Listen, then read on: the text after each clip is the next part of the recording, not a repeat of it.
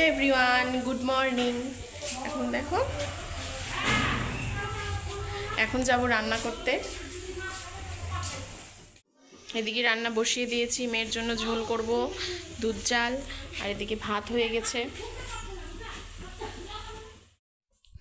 এখন চলে এসেছি ছাদে। ছাদে শাশুড়ি মা রান্না করছে উনুনে আলু ভাজা বসিয়েছে, তার সাথে আরও কিছু রান্না করবে, পনির করবে, বাঁধাকপি করবে। এখন চলে এসেছি ছাদে। এই যে ছাদে ফুল গাছ।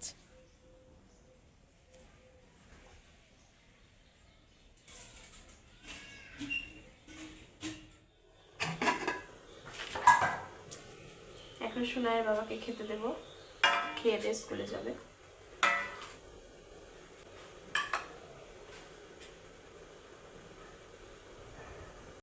এখন চলে এসেছি ঘরে। এই যে মেয়ে উঠে গেছে, উঠে খেলছে। কি করছো সোনা মা? কি খেলছো বাবু তুমি?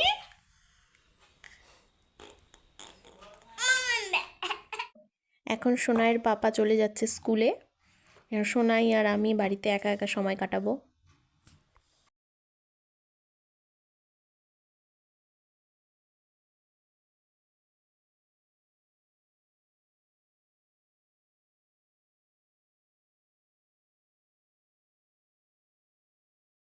চলে যাব এখন রান্নাঘরে। সোনাইয়ের জন্য ঝোল বসিয়েছি, সেটা নামাতে।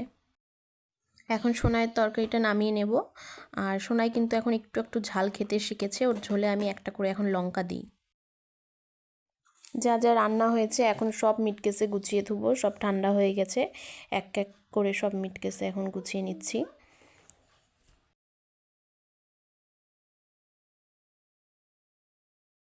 রুমে চলে আসছি, ঘরের এই অবস্থা এখন ঠিক করব। সকালকার কাজ করে এখন ঘরে আসলাম বিছানা তুলতে। বিছানাটা তুলে নিব।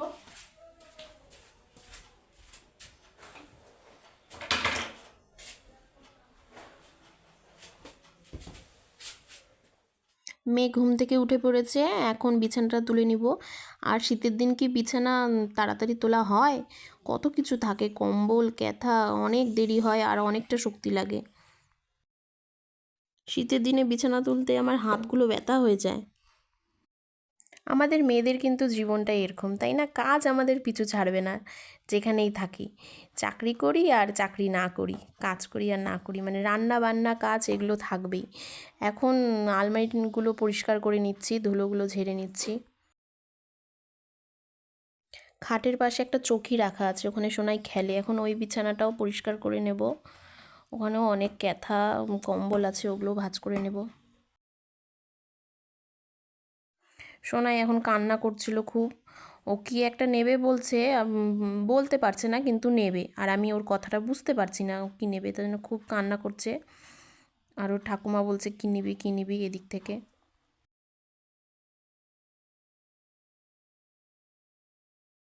এদিকে আমি আমার কিছু ওষুধ নেওয়ার ছিল, ওগুলো খেয়ে নিলাম। খেয়ে দিয়ে এখন আবার যাব ছাদে। ছাদে কিছু কাজ আছে। ছাদে এসেছে, এই যে বড়ি রোদে দিতে বাজার থেকে কিনে এনেছে। এগুলো রোদে দিতে হবে, ড্যাম হয়ে আছে।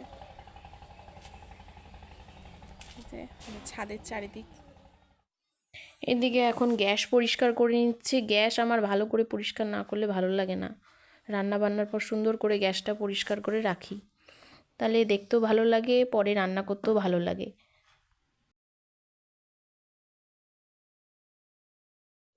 সোনার বাবা বাড়িতে চলে এসেছে, আর সোনার বাবা আসার পর খেতে দিয়েছি দই মিষ্টি। অন্য কিছু খাবে না, বললো হালকা কিছু দাও, তাই দই মিষ্টি দিয়েছি। সন্ধেবেলা চলে এসেছি একটা বার্থডে পার্টিতে।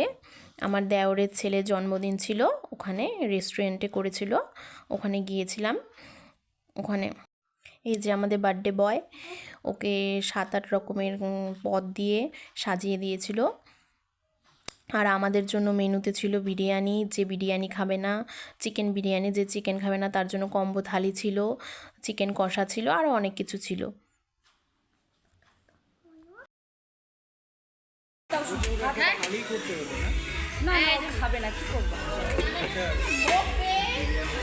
বকার জন্য বারবার করে আসছে।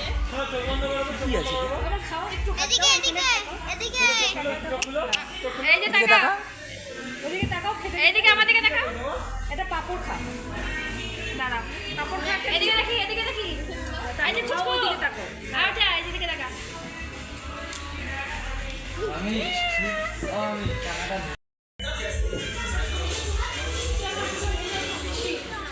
সন্ধেবেলা মা এসেছিল, মা সোনার সাথে বসে বসে খেলছে। এখন একটু পরেই মা আবার চলে যাবে। তো চলো বন্ধুরা, টাটা, গুড নাইট, সবাই সুস্থ থাকো, ভালো থাকো।